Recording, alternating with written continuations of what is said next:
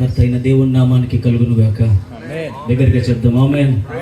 ఒకసారి రెండు చేతులు పైకెత్తి దేవుని నామాన్ని స్తుతిద్దాం. బలమైన దేవుని సన్నిధి మన మధ్యలోనికి దిగును గాక. ఆమేన్. చాలా శ్రేష్టమైన సమయం. మేము ఊహించి ఆలోచించి ప్రణాళిక సిద్ధపరిచిన దానికంటే అధికంగానే దేవుని మహాకృప ఆయన సువార్త కార్యం ఈరోజు దేవుడు దిగ్విజయంగా జరిగించాడు. అందును బట్టి దేవునికి మహిమ కలుగునుగాక. అనుకూల ప్రతికూల పరిస్థితులకు అతీతంగా మనం ఆరాధిస్తున్న దేవుడు మనల్ని నిలబెట్టి ఆయన రాజ్య స్థాపన కొరకు వాడుకొనగలడు. ఆమేన్. హల్లెలూయా. అందుకే ఆయనకి సర్వశక్తిమంతుడని పేరు. ఆమేన్. అలాంటి దేవుని సేవించడం, మనం కలిగి ఉండడం నిశ్చయముగా మన జీవితాలు ధన్యకరం. ఆమేన్. ప్రియులారా, ఈ శ్రేష్ఠ సమయంలో మీ ముందు ఇలా నిలవబడుటకు దేవుడు అప్లేజింగ్ గాస్పెల్ టీమ్ ఫర్ క్రైస్ట్ బృందానికి అనుగ్రహించిన ఈ శ్రేష్ఠ సమయాన్ని బట్టి దేవునికి నేను ఎంతగానో స్తుతిస్తూ ఉన్నాను. ఇక్కడ నిలబడింది భౌతికంగా నేను ఒక్కడిని కావచ్చు, కానీ నాలో నా ద్వారా నేను ఈ గ్రూప్ అంతటిని రిప్రజెంట్ చేస్తూ నిలవబడడం జరిగింది. అందును బట్టి ఈ బృందం తరపున ప్రత్యేకంగా మీ అందరికీ నా హృదయపూర్వకమైనటువంటి వందనాలు. ఈ చక్కటి కార్యక్రమం ఏర్పాటు చేయడానికి నెలల ముందుగా ఎంతో ప్రయాసపడుతూ ప్రణాళికలు ఏర్పాటు చేసుకుంటూ సిద్ధపడినటువంటి మా ప్రియులు తండ్రి సమానులు జాన్ గారికి, వారి కుటుంబానికి హృదయపూర్వకమైనటువంటి వందనాలు తెలియజేస్తూ ఉన్నాం. మరి విశేషంగా ఈ కృతజ్ఞత కూడికకు మూల కారణం మా ప్రియ సహోదరుడు పవన్ పాల్. ఈ సమయంలో ప్రత్యేకంగా గ్రాడ్యుయేషన్ అయినప్పుడు మేము చాలా సందర్భాల్లో ఆయనకి వెళ్ళి సెకండ్ ఇచ్చి హక్ చేసుకుని కంగ్రాచులేషన్స్ చెప్పాం. కానీ ఇది ప్రత్యేకమైన వేదిక. అందును బట్టి దేవుడు తన జీవితంలో చేసినటువంటి ఒక అద్భుత కార్యం, గొప్ప అచీవ్మెంట్ను బట్టి ప్రత్యేకంగా మా హృదయపూర్వకమైన శుభాకాంక్షలు తెలియజేస్తూ ఉన్నాం. సహోదరుని దేవుడు ఇంకా నిండారులుగా దీవించి ఆశీర్వదించునుగాక. మా బృందం గురించి చాలా మాటలు చెప్పడానికి ఉన్నాయి. సాధ్యమైతే ప్రభు అనుగ్రహిస్తే ఓట్ ఆఫ్ థ్యాంక్స్ చెప్పేటప్పుడు సహోదరుడు పవన్ పాలే అన్నిటినీ వివరిస్తాడు.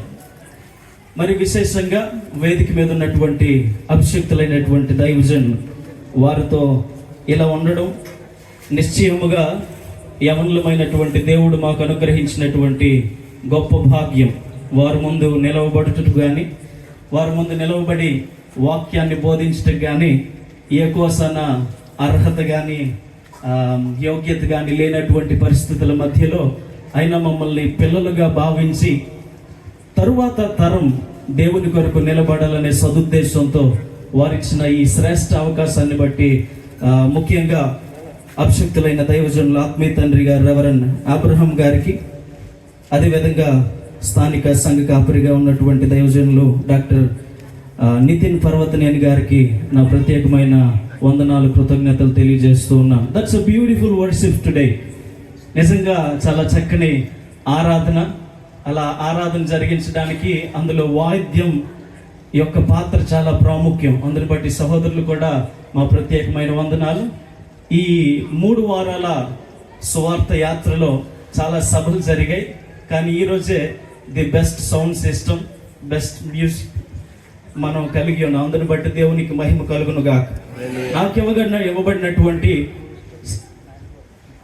సమయంలో చాలా క్లుప్తంగా దేవుడు నా హృదయం ముందు ఉంచినటువంటి కొన్ని మాటలు పంచుకుంటకు దేవుడే సహాయం చేయనుగాక. దేవుని మహాకృప. మా ముఖాలన్నీ చూస్తే ఆత్మీయంగా వెలుగుతున్న, భౌతికంగా కాస్త నల్లబడి వాడిపోయినట్లు ఉండడానికి కారణం దాదాపుగా కొన్ని 100 కిలోమీటర్లు ప్రయాణాలు చేస్తూనే ఉన్నాం. 3 వారాలుగా కంటికి సరైన నిద్ర లేదు.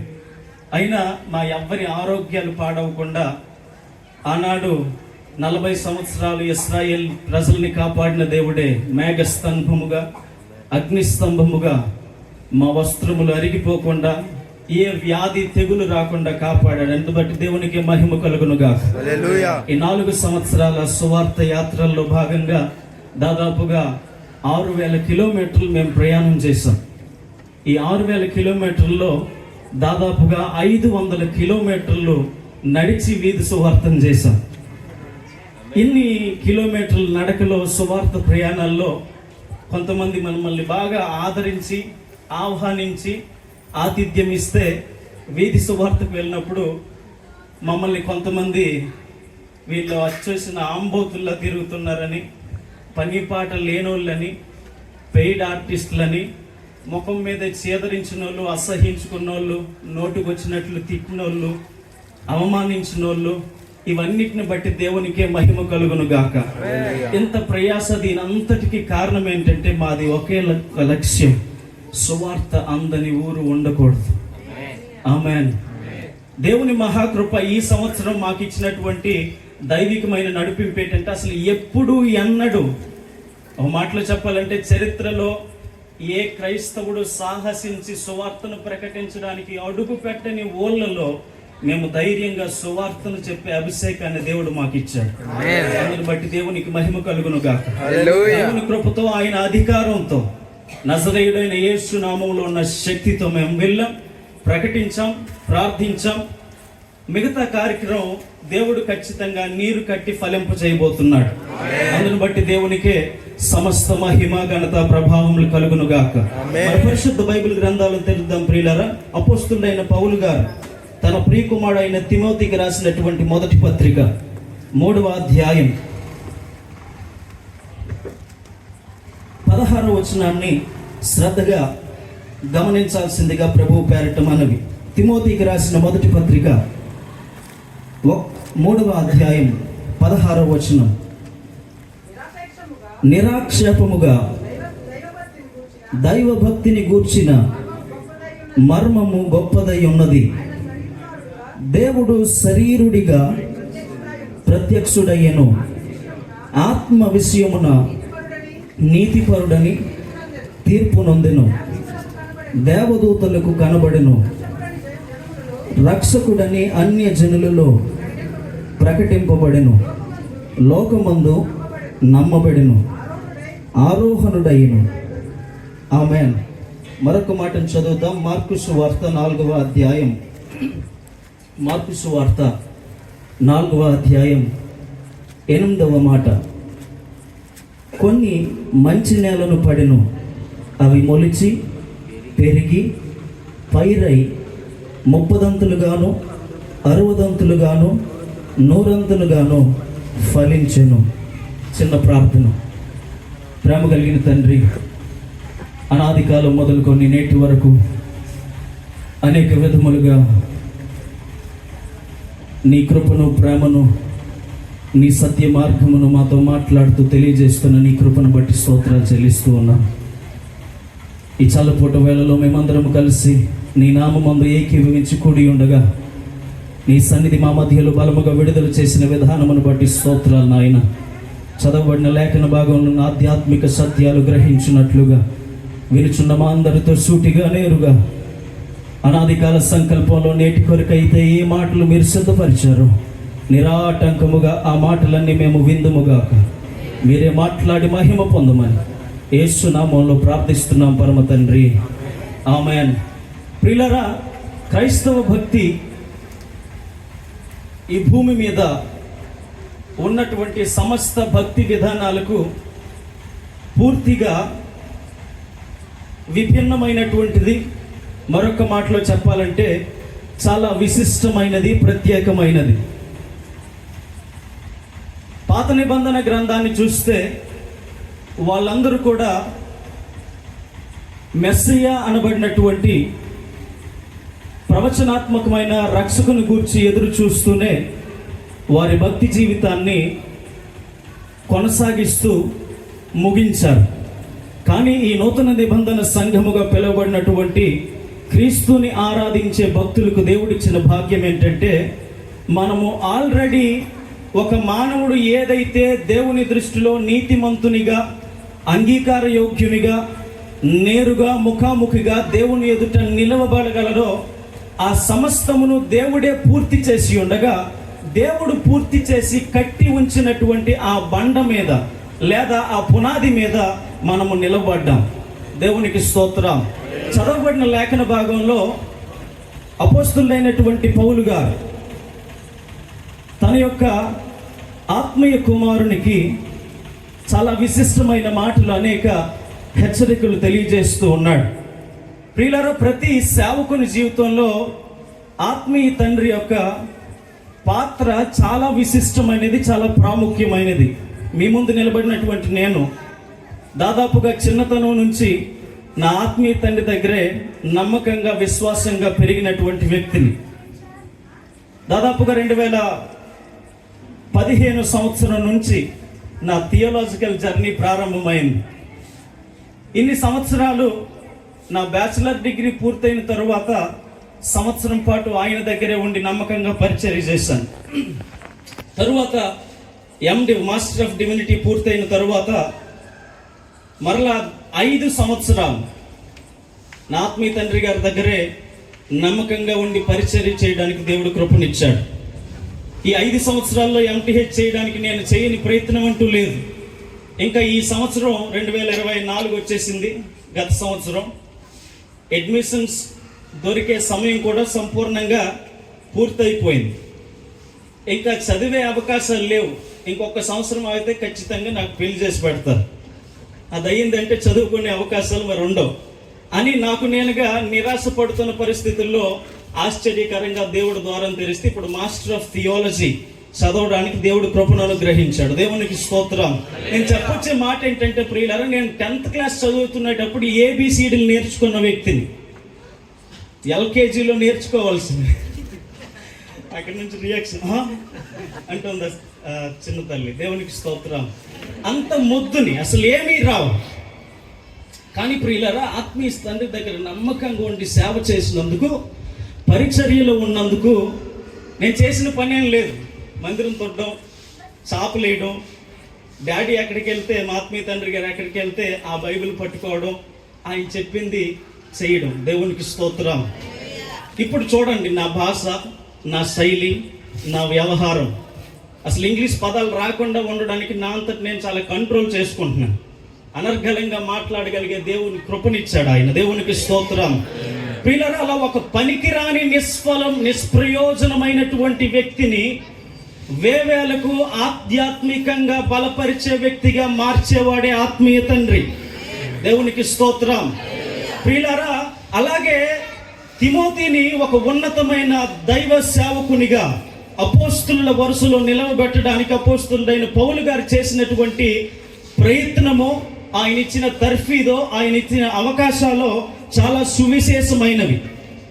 ఆయనకి ప్రియులారా, పౌలు గారు ఇక్కడ తెలియజేస్తూ చెప్తున్నటువంటి మాట ఏంటంటే, దైవ భక్తి గూర్చినటువంటిది నిరాక్షేపముగా, దైవభక్తి గూర్చిన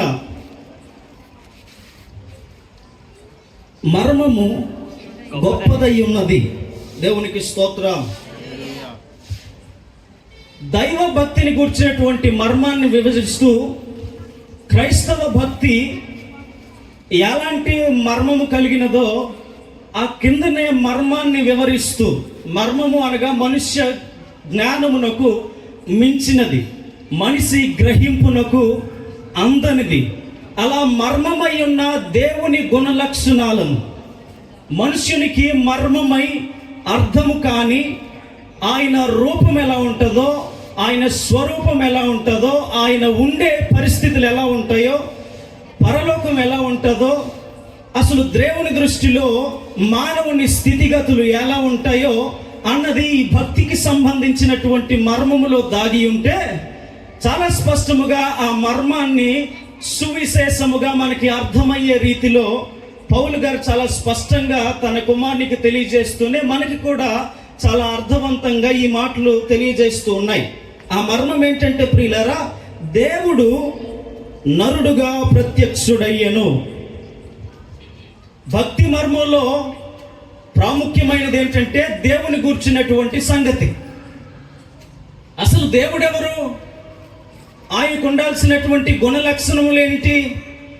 ఒక సగటు సాధారణమైనటువంటి మానవుడు తనకున్నటువంటి సాధారణమైన పరిమితమైన జ్ఞానముతో అపరిమితుడైన పరిశుద్ధుడైన మనిషి కంటికి కనబడని ఆత్మస్వరూపుడైన సమీపింపరాని తేజస్సులో నివసించు అతి పరిశుద్ధుడైన మనుష్య జ్ఞానమునకు మించిన సర్వశక్తిమంతుడైన దేవుడు.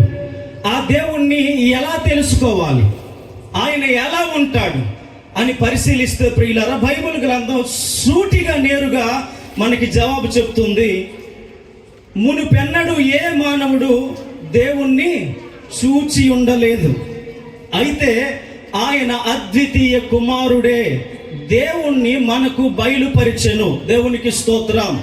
దేవుడు ఎలా ఉంటాడో ఆయన గుణ లక్షణములతో ప్రత్యక్షమవుట, బయలుపరచబడుటయే యేసుక్రీస్తు ప్రభు వారి యొక్క మొదటి ప్రత్యక్షత.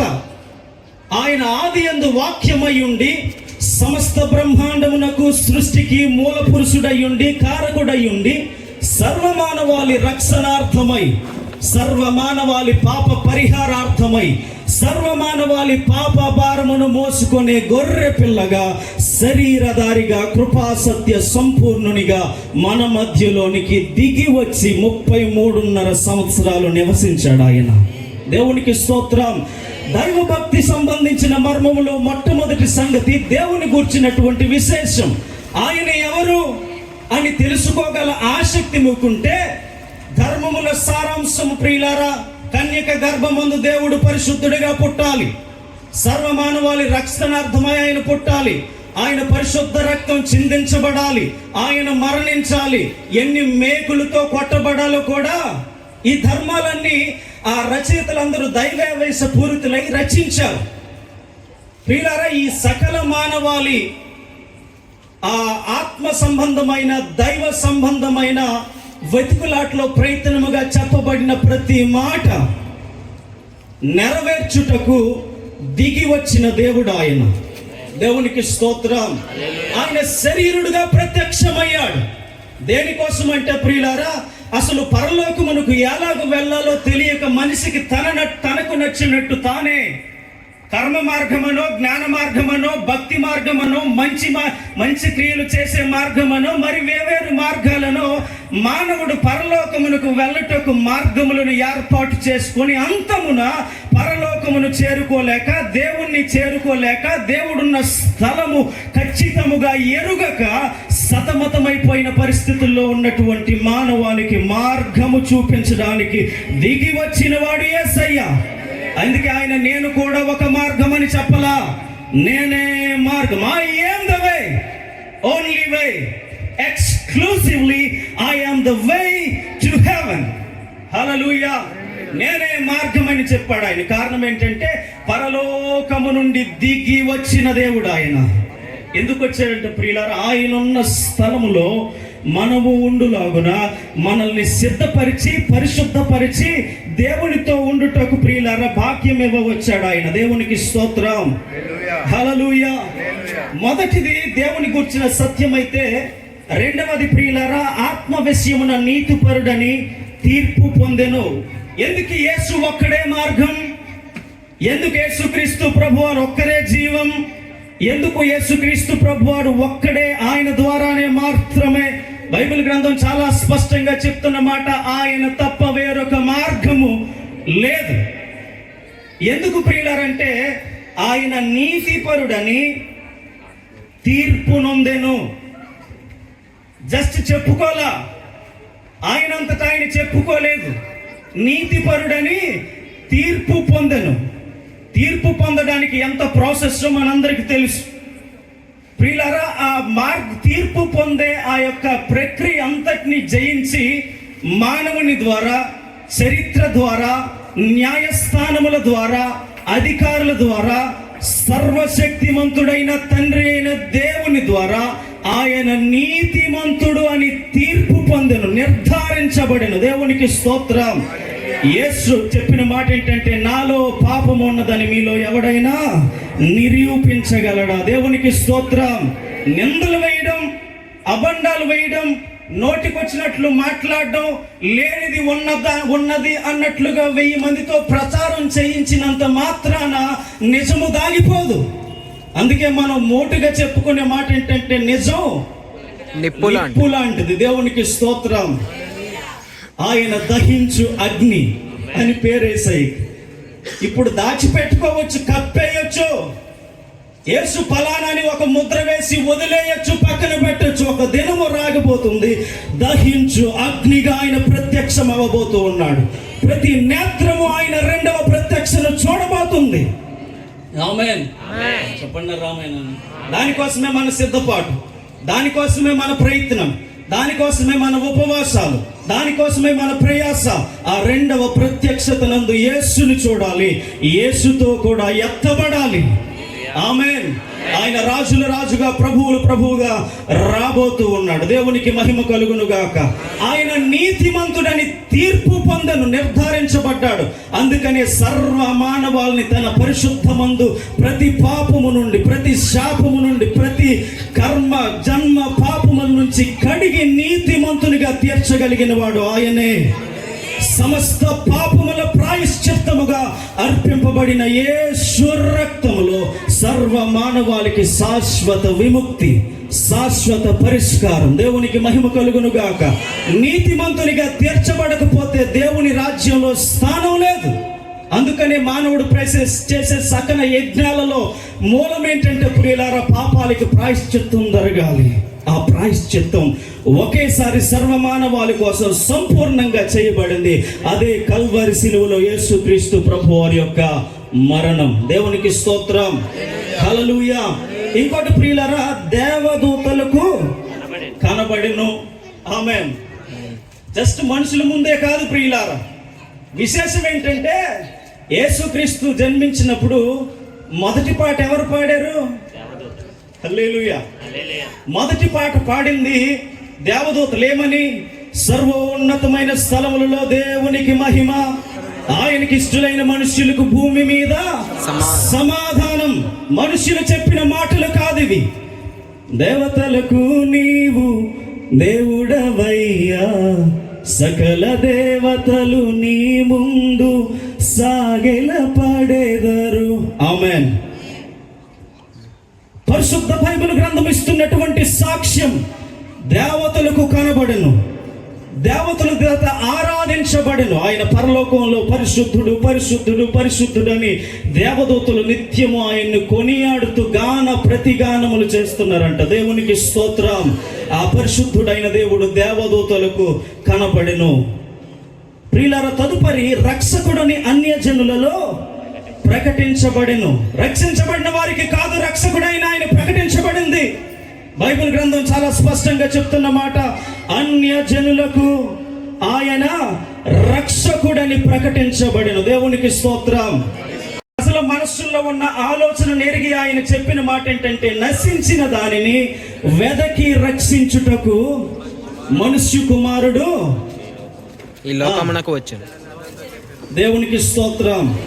రోమీయులకు రాసిన పత్రికలో మరి విశేషంగా చాలా స్పష్టంగా చెప్తున్న మాట, మనం ఇంకను బలహీనులమై ఉండగా, మనం ఇంకను పాపులమై ఉండగా దేవుని ప్రేమ మన ఎడల వ్యక్తపరచబడిన. ఎలాగనగా మనం ఇంకను పాపులమై ఉండగా యుక్త కాలమున ఆయన మన కొరకు ప్రాణం పెట్టెను. దేవునికి స్తోత్రం. ఇన్ ద డ్యూ టైం, అనుకూల సమయమందు, ఖచ్చితముగా ఆ క్షణమందు. దేవునికి స్తోత్రం. యేసుక్రీస్తు ప్రభు వారికి ఉన్న మరొక పేరేంటంటే ఆయన సంయోచితముగా సహాయం చేసే దేవుడు. ఆమేన్. ఈయనను నమ్ముకున్నటువంటి భక్తులు, యేసుని ఆరాధించేవారు ఏ విధమైన పరిస్థితుల్లోనైనా ఆనందముగా, సంతోషముగా, సమాధానముగా, మనశ్శాంతిగా ఉండగలుగుటకు మూల కారణం ఏంటంటే మనుష్యుని శక్తి సామర్థ్యములకు అతీతముగా యేసు మన పక్షమున కార్యములు చేయగలిగిన వాడు. ఆయన అనుకూల సమయమందు సమీపముగా ఉండి మన పక్షమున వ్యాజ్యమాడి, మన పక్షమున యుద్ధమాడి, మనము చేయలేని, మనకు కాని, వల్లపడని పరిస్థితులను ఆయన మనకి అనుకూలముగా మనము సాధించినట్లుగా మన ఎదుట మెట్టలను సరాలము చేయగలిగిన దేవుడు ఆయన. దేవునికి స్తోత్రం. చాలా స్పష్టంగా ఇక్కడ మనం చూస్తూ ఉన్నాం ప్రియులారా, ఆయన అన్యజనులలో రక్షకుడని ప్రకటించాడు. ఎందుకు వచ్చాడంటే ప్రియులారా, ఆల్రెడీ రక్షణలో ఉన్న వారి కోసం కాదు, రక్షించబడి ఉన్నటువంటి 99 గొర్రెల కోసం కాదు, తప్పిపోయిన ఆ ఒక్క వ్యక్తి. దేవునికి మహిమ కలుగును గాక. కానీ ఇప్పుడు తప్పిపోయిన వాళ్ళు ఎంతమంది? ఆ తప్పిపోయిన వాళ్ళందరూ మరలా యేసయ్య చేత పట్టబడాలా. యవ్వనులుగా ఇదే మా అధ్యాయం. ఈ లక్ష్య సాధనలో ఏదైనా చేయడానికి మేము సిద్ధం. ఈ లక్ష్య సాధనలో నే లక్ష్య పెట్టను నా ప్రాణం సిలువను మోయుచు శ్రమలు సహించుచు సాగెదను ముందుకు చాటెదను శుభవార్తను. ఇదే ఇదే ఇదే మా లక్ష్యం. ఆమేన్. మా లక్ష్యం అదే. దేవునికి మహిమ కలుగును గాక. నిందలైన మోస్తాం, అవమానాలైనా భరిస్తాం. పనికి మాలిన వాళ్ళని ముద్ర వేసబడిన దేవునికి స్తోత్రం. మేము నిష్ప్రయోజకులమైనట్టుండి ప్రయోజకులం. దేవునికి స్తోత్రం.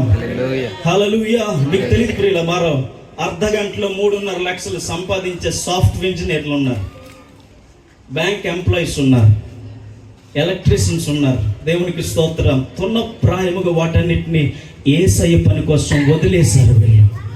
హల్లెలూయా. దేవునికి మహిమ కలుగును గాక. నాకు ఇవ్వబడిన సమయంలో మరొక 4 నిమిషాలు మాత్రమే ఉన్నాయి. లోకమందు నమ్మబడెను. దేవునికి స్తోత్రం. లోకమందు నమ్మబడెను, తేజస్సుతో ఆరోహణుడయ్యను. దేవునికి మహిమ కలుగును గాక. ఆయన దిగి వచ్చాడు, రక్షకుడని ప్రకటించబడ్డాడు, నీతిమంతుడని తీర్పు తీర్చబడ్డాడు. తరువాత లోకమందు నమ్మబడ్డాడు. లోకం అంటే మట్టి కాదోయ్, లోకం అంటే మనమే. ఆయన నమ్మాం కదా. దేవునికి స్తోత్రం. నమ్మబడ్డాడు. ఆయన నమ్మబడ్డాడు. నమ్మదగిన దేవుడు ఆయన. హల్లెలూయా. మన నమ్మకమును వమ్ము చేసేవాడు కాదు ఆయన. తదువాత ప్రియులారా, ఆయన పునరుద్ధానుడై, వెరీ ఇంపార్టెంట్ ఈవెన్, మరణాన్ని జయించి మరణపు ముళ్ళును విరిచి, ఏ మానవుడు ఇది వరకు చరిత్రలో జరగని ఏకైక కార్యక్రమం అది. ఆయన మరణమును జయించి తిరిగి లేచిన పునరుద్ధానుడు. ఆమేన్. నేనే మార్గమని ఎందుకన్నాడంటే ఆయన పైనుంచి దిగి వచ్చిన వాడు గనుక ఆయనకి క్షుణ్ణముగా ఆ మార్గము తెలుసు గనుక మనకు చూపించగలడు. నీతిమంతుడిగా తీర్పు తీర్చబడ్డాడు గనుక మనలను నీతిమంతులుగా తీర్చగలడు. దేవునికి స్తోత్రం. తేజోమయుడై ఆరోహణుడయ్యేను. వాక్యం ఇస్తున్నటువంటి సాక్ష్యం. దేవునికి మహిమ కలుగును గాక. ఇది చారిత్రకమైనటువంటి ఘట్టం. ఆయన వెళ్తూ తన శిష్యులతో చెప్పిన మాట ఏంటంటే, నేను మిమ్మల్ని అనాథులుగా విడువను. ఒకసారి ఆమె చెప్దామా? మిమ్మల్ని అనాథులుగా విడువను. ఆ మాట చెప్పిన వారెవరో తెలుసా? తల్లి ప్రేమకు మించిన ప్రేమతో మనల్ని ప్రేమించేవాడు. ఒకవేళ ఈ మాటలు వింటున్నటువంటి మీరు ఏ పరిస్థితుల్లోనైనా అనాథులుగా, విడవబడినట్లుగా, నష్టాలు పాలైపోయినట్లుగా, ప్రయాసపడినను సఫలత లేనట్లుగా, ఎన్ని ప్రయత్నాలు చేస్తున్నా విఫలమైపోయినట్లుగా, మానసిక రుగ్మతలతో, ఆరోగ్య పరిస్థితులతో ఎన్ని హాస్పిటల్స్ కి తిరిగిన మానని రోగములతో పీడించబడవచ్చుగాక. ఇక్కడ ప్రకటించబడుతున్న ఈ నజరేయుడైన యేసు నామములో సమస్తం సాధ్యం. హల్లెలూయా.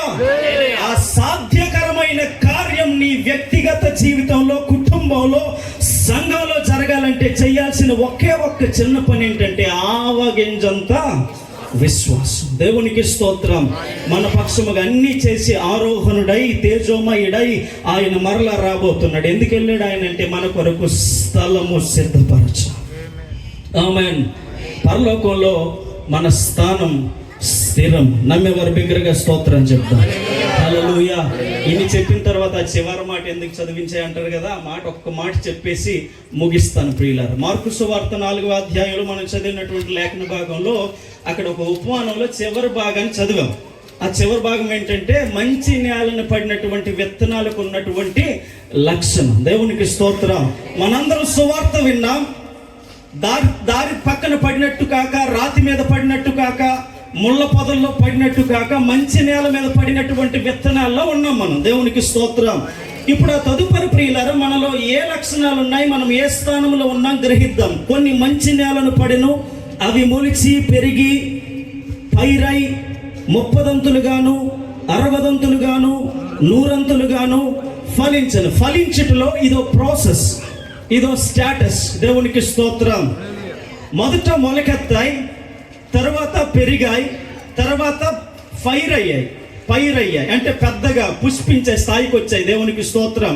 ఆ తర్వాత 30 వంతులు, 60 వంతులు, 100 వంతులు. సూటిగా అడుగుతున్న ప్రశ్న, నువ్వు ఫలించుటలో ఏ స్థానంలో ఉన్నావు? ఇంకా మొలకెత్తే మరగుజ్జు స్థాయిలో ఉన్నావా? ఫలించుటలో ఏ స్థానంలో ఉన్నావు? సంఘంలో నువ్వు 30, 50, 60 సంవత్సరాలు క్రైస్తవుడని చెప్పుకుంటే చాలదు. క్రీస్తు కొరకు మనము ఫలించుదుముగాక. మొదట మానవునికి దేవుడిచ్చేటువంటి వాగ్దానం, మీరు ఫలించి అభివృద్ధి చెంది భూమిని నిండించిడి. దేనితో భూమిని నింపాలి? దేవుని మహిమతో. ఆమేన్. దేవుని ప్రజలతో ఈ భూమి నింపబడునుగాక. ప్రతి నాలుక యేసే దేవుడని ఒప్పునుగాక. ప్రతి హృదయం యేసే దేవుడని ఒప్పుకొనుగాక. ప్రతి మోకాళ్ళు నజరేయుడైన యేసు నామమందు వంగునుగాక.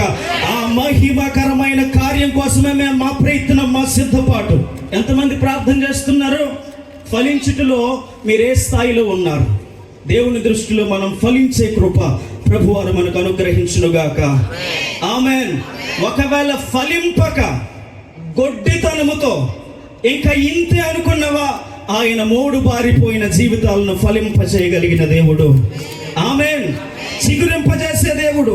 అలాంటి దైవికమైన కృప, అభిషేకం, ఫలించే ఆయన మహిమ, దేవుని కొరకు నిరాక్షేపముగా ఈ భక్తిలో ఏది ఏమైనా నిలబడిన కృప మన మీద మెండుగా విడుదలవునుగాక. సమయం ఇచ్చిన దైవజనులకి ఈ సమయాన్ని అప్పగిస్తూ చాలా వందనాలు తెలియజేస్తున్నా.